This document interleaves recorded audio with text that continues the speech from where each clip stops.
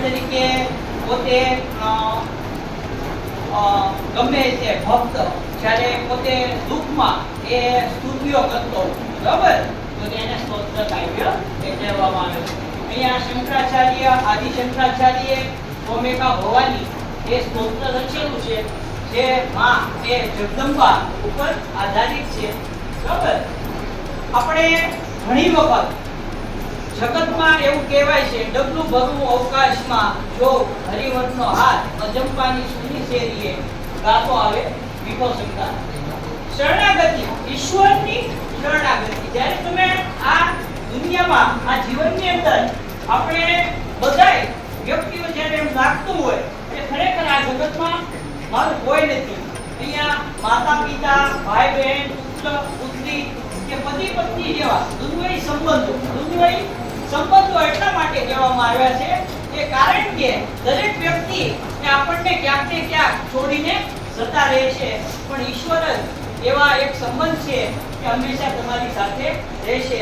તો અહીંયા એ ભવાનીમાં એ પોતે એના માટે સર્વસ્વ છે. શાસ્ત્ર તપ તીર્થ વ્રત ઉપવાસ જેવા સ્થૂળ કર્મકાંડ તરફ પણ રુચિ નથી. એ પોતે અહીંયા સરસ મજાનું ભવાની માતાનું સ્તોત્ર છે. આપણે નવરાત્રિમાં પણ એ માતા ભવાનીને યાદ રાખતા હોઈએ છીએ. બાહ્ય કર્મકાંડ કરતા અનન્ય શ્રદ્ધા સાથે સાદાઈથી અને ગુણાત્મક જીવન જીવવું વધારે મહત્વનું છે. આ રીતે જીવતા માણસની રક્ષા ભવાની માતા હંમેશા કરતા હોય છે. તો વિદ્યાર્થી મિત્રો આ ઇન્દ્રવજા છંદની અંદર સરસ રીતે ગવાયેલું આ સ્તોત્ર છે જે આપણે હવે ભણીશું. આ સ્તોત્ર કાવ્ય છે ઇન્દ્રવજા છંદમાં એનું ગાન કરું છું તમે સાંભળજો.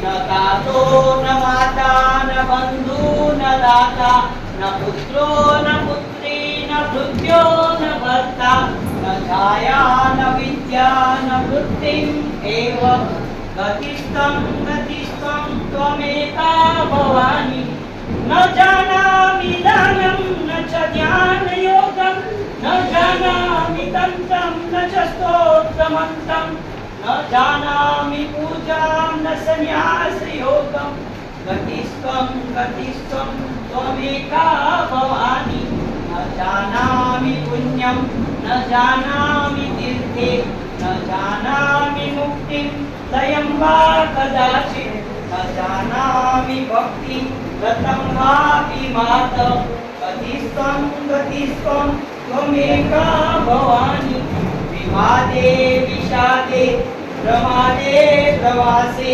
જલે ચ અનલે પર્વતે શત્રુમાર્ગે અરણ્યે શરણ્યે સદા માં પ્રપાહી ગતિસ્ત્વં ત્વમેકા ભવાની. તો અહીંયા વિદ્યાર્થી મિત્રો આ સરસ મજાનું ઇન્દ્રવજા છંદમાં આ ગાયન સાથે આપણે તમે એક સરસ રીતે યાદ રાખી શકો છો. બોર્ડની એક્ઝામમાં પણ આ બધી કાવ્ય પંક્તિઓ છે એ મોસ્ટ ટાઈમથી એ હોય છે. તો આ ગાયન સાથે તમે સરસ મજાનું એને યાદ રાખીને અને અનુવાદમાં પણ ઘણી વખત આ પૂછાતું હોય છે. તો ધોરણ 10 એસએસસી બોર્ડના વિદ્યાર્થીઓ માટે આ જે શ્લોક છે એ બધા એ બહુ ખૂબ જ અગત્યના છે. ત્યારબાદ અહીંયા છેલ્લો શ્લોક છે એનું પણ આપણે ગાયન કરી લઈએ. અનાથો દરિદ્રો સદા રોગયુક્તો મહાશીન દીન સદા જાય ભક્ત વિપદો પ્રવિષ્ટ ગણષ્ટ સદાહં ગતિસ્ત્વં ત્વમેકા ભવાની. હવે વિદ્યાર્થી મિત્રો આમાંથી તમારામાંથી પણ જો કોઈ આ સાથે ગાઈ શકતું હોય તો એ ગાજો બરોબર, પણ ધીમા. ન દાતો ન માતા ન બંધુ ન દાતા ન પુત્રો ન પુત્રી ન ભૃત્યો ન ભર્તા ન છાયા ન વિદ્યા ન વૃત્તિ એવ ગતિસ્ત્વં ત્વમેકા ભવાની ન જાનામિ દાનમ ન જાનામિ યોગમ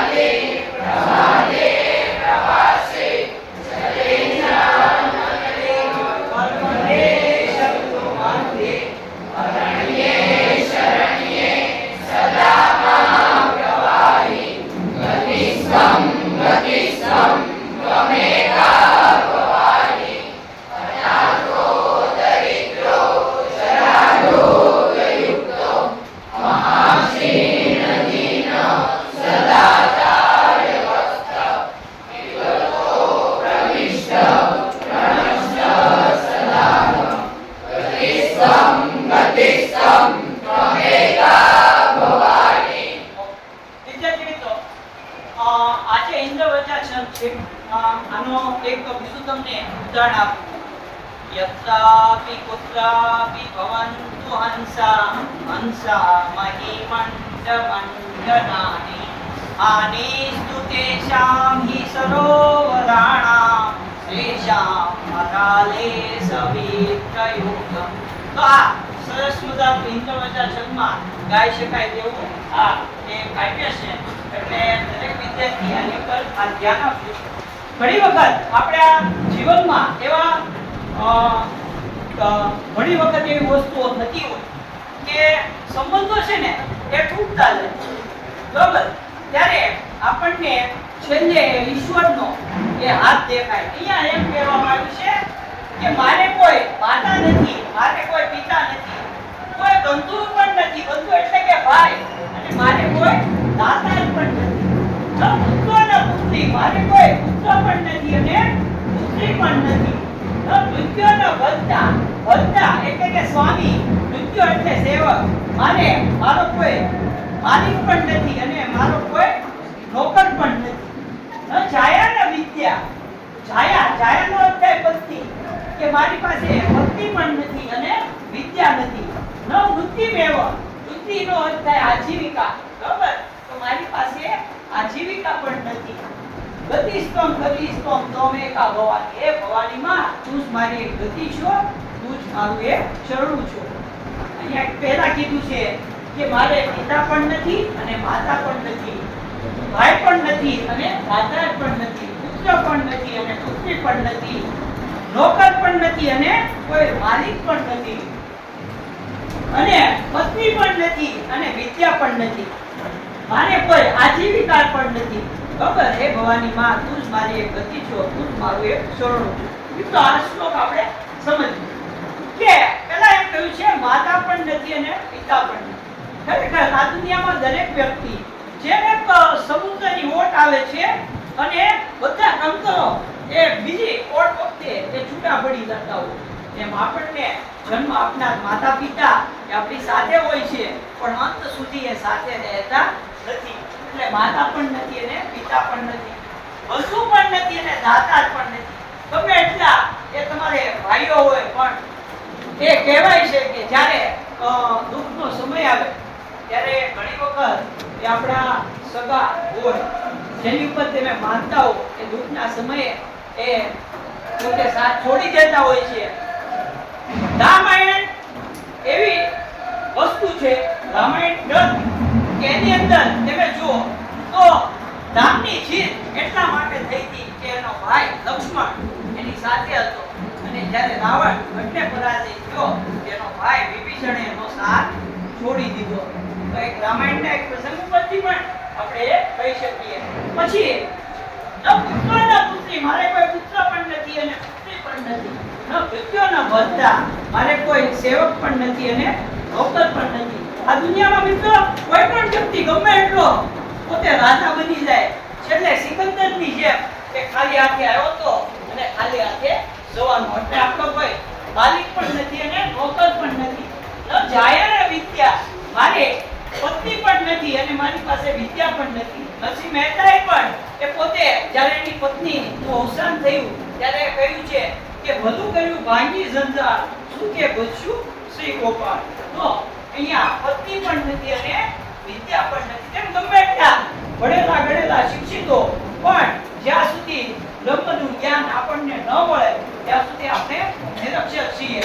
એટલે જ દરેક વખતે ભગવાન પણ એ જન્મ લઈને ભગવાન શ્રી કૃષ્ણ હોય તો સાંદીપની એ મુનિ પાસે એ વિદ્યા પ્રાપ્ત કરે છે, બરોબર? ભગવાન શ્રી રામ હોય તો એમને પણ ગુરુ પાસે જવું પડે છે, બરોબર? ગણપતિજી હોય કે ગમે એ હોય એ વિદ્યા મેળવવા માટે એ આપણે ગુરુને શોધવા પડે. બુદ્ધિમેવ. મારી પાસે આજીવિકા પડી. ઘણી વખત તમે એમ કહેતા હોય કે ભાઈ આ આજીવિકા આપણી થઈ ગઈ, બરાબર? પણ દરેક વ્યક્તિ એ આજીવિકા એ વસ્તુ એ કોણ છે? ખરેખર આપણે આ દુનિયામાં શા માટે આવ્યા એ વસ્તુ એ મહત્વની છે. તો હે મારી ભવાનીમાં, તું જ મારી એક ગતિ છો, તું જ મારું એક શરણું છો. એમ અહીંયા પ્રથમ શ્લોકમાં કહેવામાં આવ્યું છે. બીજું છે ન જાનામિ દાનમ ન ચ ધ્યાન યોગમ. હું દાન આપવાનું જાણતો નથી. બરાબર? આપણે ગમે એટલા તમે દાન આપો, આપણને થોડી એ ખબર છે કે ભાઈ અમુક દાન આપવાથી એ તમે જેને દાન આપ્યું છે એ પોતે એ પુણ્ય કર્મમાં થશે. એટલે કઈ રીતનું દાન આપવું એવું જાણતો નથી. અચ્છા, ધ્યાન યોગ. ધ્યાન યોગ કે જે અષ્ટાંગ યોગ, એ યોગ આપણે યોગ દિવસ તરીકે પણ ઉજવીએ. બરાબર? યમ, નિયમ, આસન, પ્રાણાયામ, ધ્યાન, ધારણા, સમાધિ, બરાબર, અષ્ટાંગ યોગ, અધ્યાત્મ. તો હું કઈ રીતે ધ્યાન ધરું એ પણ મને ખબર નથી.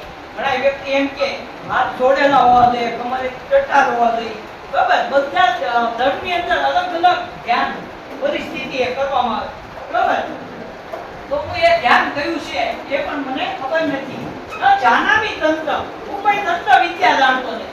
કે ભાઈ કોઈ વ્યક્તિ એમ કહે કે ભાઈ આ તંત્ર સાધના કરવાથી, બરાબર, કે આ મંત્રો ઓમ કરવાથી આપણને આ દેવ એ મળે, એવું હું કાંઈ જાણતો નથી. ઈશ્વર પાસે જવું હોય તો બાળક બનીને જવું પડે. ન સ્તોત્ર મંત્ર, સ્તુતિઓ કે મંત્રો પણ જાણતો નથી. બરાબર? આ ગાયત્રી મંત્ર છે, બરાબર, તો એ શક્તિશાળી મંત્ર છે, પણ એ ગાયત્રી મંત્રનો ઉપયોગ કઈ રીતે કરવો એ પણ હું જાણતો નથી. એમ એક અમૃત તરીકે વાત કરીને પોતે ઈશ્વર પાસે હંમેશા આપણે જઈએ ને ત્યારે એ અમૃત એ બનવું પડે. ન જાનામિ પૂજા, કે હું કોઈ એ પૂજા કે ન્યાસ યોગ, શરીરમાં અલગ અલગ પ્રકારના જે દેવસ્થાનો છે ને ન્યાસ યોગ એ કહેવામાં આવે છે. બરાબર? એને પણ જાણતો નથી. એ ભવાની માં તું જ મારી ગતિ છો, તું જ મારું એક. તો આ પહેલો અને બીજો શ્લોક એ આપણે સમજાવ. ઓકે, શ્લોક એ ન જાનામિ પુણ્યમ ન જાનામિ તીર્થે, કે હું કોઈ પુણ્ય કરવાનું જાણતો નથી. મિત્રો, અહીંયા જ્યારે પુણ્યની વાત આવે તો ઘણી વખત ઘણા વ્યક્તિઓ એમ કે ભાઈ ભૂખ્યાને અન્ન દેવાથી આપણને પુણ્ય મળે. ઘણા એમ કે છોકરાને જણ નાખવાથી, ગાયને રોટલી આપવાથી, અલગ અલગ પ્રકારના પુણ્યની વાત થતી. તો એ કહે છે કે હું કોઈ પુણ્યને પણ જાણતો નથી કે ખરેખર પુણ્ય કઈ રીતે એ કયા. ત્યારબાદ ન જાનામિ તીર્થે. ઘણા વિશ્વ એ ચારધામની યાત્રા કે મક્કા મદીના પોતે એ જતા હોય અને આ વસ્તુ એ ઘણા વ્યક્તિઓ માનતા હોય કે ભાઈ તીર્થ ધામ કરવાથી એ આપણે એ ઈશ્વર મળી જતા હોય. તો એ પોતે કહે છે કે હું આ તીર્થ ધામોને પણ જાણતો નથી. ન જાનામિ મુક્તિ. કોઈ પ્રકારની મુક્તિ એટલે મોક્ષ, કે ફરીથી મોક્ષ કે મુક્તિ મળશે એની પણ મને ખબર નથી. લયંબા કદાચિત. લયંબા કદાચિત એટલે કે લય એટલે પોતે અહીંયા પ્રલય શબ્દની વાત છે કે આ જે મોક્ષ અને પ્રલય એ ક્યારે આવશે એ પણ હું જાણતો નથી. ન જાનામિ ભક્તિ. હું કઈ પ્રકારની ભક્તિ કરું એ પણ જાણતો નથી. અત્યારે શ્રાવણ માસ એ ચાલે છે તો આપણે દરેક મંદિરોની અંદર કે ઈશ્વરના નાદ થઈ રહ્યા હોય, હર હર મહાદેવના નાદ થઈ રહ્યા હોય, તો કઈ પ્રકારની ભક્તિ કરવી એ પણ આપણે જાણતા હોતા નથી. વ્રતમ પાપી માતા, કયા પ્રકારનું વ્રત કરવું, બરાબર, એ પણ મને ખબર નથી. ગતિસ્તમ તમેકા ભવાની. એ મારી ભવાની માં તું જ મારી એક ગતિ છો, તું જ મારું એક શરણું છો. ત્યારબાદનો ચોથો શ્લોક છે કે વિવાદે વિષાદે પ્રવાદે પ્રમાદે પ્રવાદે. વિવાદે એટલે કે હું કોઈ વિવાદમાં હોઉં ત્યારે, બરાબર, વિવાદ એટલે મિત્રો કયો તો કે વિવાદની અંદર કે આપણે કોઈ વિદ્યાની અંદર ઉદાહરણ તરીકે કોઈ વિદ્યામાં સંતોવાનમાં એ તમે વિદ્યા એ ભણતા હો એમાં હો ત્યારે તો વિવાદમાં હો ત્યારે હે માં ભવાની તું મારી મદદ કરજે. વિષાદે, વિષાદનો અર્થ થાય દુઃખ, બરાબર, દુઃખ. દુઃખ કેવું? ઓછીતાનું આવી પડે. દુઃખ ઓછીતાનું ગમે એ પ્રકારનું દુઃખ હોય, આદિ વ્યાધિ ઉપાધિ, બરાબર, તો એ દુઃખ એમાં પણ એ મારી ભવાની માં તું મને સાથ આપજે. પ્રમાદે એટલે કે હું વિદ્યા અધ્યયન કરતો હો અને ત્યારે મને કદાચ આળસ આવતી હોય તો એ મારી પાસે જે આળસ છે એ આળસ એ ઉતેરી નાખજે, આળસ દૂર કરજે. એટલે કહે છે કે હું આળસમાં હોઉં ત્યારે તું મારી મદદ કરજે. પ્રવાસે, પ્રવાસે એટલે હું પ્રવાસમાં હોઉં ત્યારે ઘણી વખત પ્રવાસમાં એ દુર્ઘટનાઓ બની જતી. ઘણી વખત ઘણા વ્યક્તિઓ એ પર્વત પથ્થર ઉપરથી એ પડી જતા હોય તો એ વાત કરવામાં આવી છે કે આવા સમયે પણ તમારી મદદ કરશે. જલે જ અનલે. જલ એટલે કે પાણી અને અનલે એટલે કે આગ. ઘણી વખત ઘણા એવી દુર્ઘટનાઓ બનતી હોય કે જેમાં કોઈ બાળકોએ પાણીમાં ડૂબી જતા હોય. આપણે વચ્ચે તે એક દુર્ઘટના ઘટી હતી, એમાં પ્રવાસમાં એક બોટમાં બાળકોએ પોતે ડૂબી ગયા હતા. તો આવામાં અને અનલે તો અગ્નિમાં, તો અગ્નિની પણ એક ઘટના એ આપણે બની ગયેલી છે. તો આવી જ્યારે કોઈ ઘટના હોય તો અહીંયા ભક્ત એમ કહે છે કે તું મારી મદદ કરજે. પર્વતીય શત્રુ વચ્ચે, શત્રુઓની વચ્ચે ઘેરાયેલો હો ત્યારે, બરાબર? ઘણી વખત ક્યારેક આપણે બધા શત્રુઓની વચ્ચે ઘેરાઈ ગયા હોય ત્યારે એ મારી ભવાનીમાં મારી મદદ કરજે. અરણ્ય એટલે કે વનમાં હો ત્યારે, વનમાં હો, બરાબર? ઘણી વખત ઘણા વ્યક્તિઓ એ વનમાં એ ફરવા માટે જતા હોય અને ભટકી જતા હોય તો ત્યારે ત્યાં વન્ય પ્રાણીઓ, જીવજંતુઓ હોય એનાથી તું મને મદદ કરજે. શરણ્ય સદામાં પ્રપાય, હું હંમેશા તારા શરણે છું. ગતિસ્તમ તમેકા ભવાની, એ મારી ભવાનીમાં તમે જ મારી એક ગતિ છો, બરાબર? ત્યારબાદ નો છેલ્લો શ્લોક, અનાથો દરિદ્રો સદાય પીવું. અનાથો એટલે કે હું અનાથ પોતે કહે છે. તો આ અનાથ એ ગોપીની સમાસ છે. જો એનો વિગ્રહ કરતા જેનો કોઈ નાથ નથી તે, બરાબર? જેનો કોઈ નાથ નથી તે એટલે અનાથ. અને આમ એ પોતે કહે છે કે હું અનાથ છું. કારણ કે માતા પિતા છે તમે 40-50 વર્ષના થઈશો, 60 વર્ષના થઈશો, આપણે બધા એ ક્યાંક ને ક્યાંક માતા પિતા છે એ પોતે એ છોડીને એ તમને જતા રહેવા, એટલે તમે અનાથ એ આપણે પશુ એ વાત કરે છે. દરિદ્રો એટલે ગરીબ, ગમે એટલા ઐશ્વર્યવાન, બરાબર? પણ ઈશ્વરની એ વાટી છે એ ક્યારે તમને ગરીબીમાં ક્યારેક તમે શ્રીમંત હો અને ઓછીતાના એ ગરીબ પણ થઈ જતા હોય. એટલે પહેલેથી એ કહે છે કે હું ગરીબ છું. સદા લોકયુક્તો, સદા લોકયુક્તો, સદા એટલે વૃદ્ધત્વ, સદા એટલે વૃદ્ધત્વ અને રોગથી યુક્ત છું. મહાશીર્ણ નથી. મારું શરીર એ જીર્ણ થઈ ગયું છે, વૃદ્ધ થઈ ગયું છે. જાય વક્ર અને મુખ એ કેવું થઈ ગયું છે? જળ થઈ ગયું છે, બરાબર? શરીર જીર્ણ થઈ ગયું છે અને મુખ એ જળ થઈ ગયું છે. વૃદ્ધત્વમાં જ્યારે પ્રવેશ પામો એટલે શરીર કેવું થાય? માત્ર હાડમાસ હોય, ઘાસો વધે, તો એની વાત અહીંયા કરવામાં આવી છે. વિપતો પ્રવિષ્ટ, હું આપત્તિઓમાં પ્રવેશેલો છું. આપત્તિઓમાં પ્રવેશેલો છું. અનષ્ટ સદા, અને મારો નાશ થવાનો છે, બરાબર? દરેક વ્યક્તિ આ પૃથ્વી ઉપર જે આયુષ્ય લઈને આવ્યા છે 60, 70, 80, વધારે 100 વર્ષ, દરેક વ્યક્તિ એ જે કિશોર અવસ્થા, યુવા અવસ્થા, પ્રૌઢાવસ્થા, વૃદ્ધાવસ્થા અને મૃત્યુ પણ એક અવસ્થા છે જે વાસ્તવિકતા છે, બરાબર? તો અહીંયા એ વાત કરવામાં આવી છે કે હું આપત્તિઓમાં પ્રવેશેલો છું અને મારો હંમેશા નાશ થવાનો છે. એ મારી ભવાનીમાં મારી ગતિ છો અને મારો એ સમજાઈ ગયું?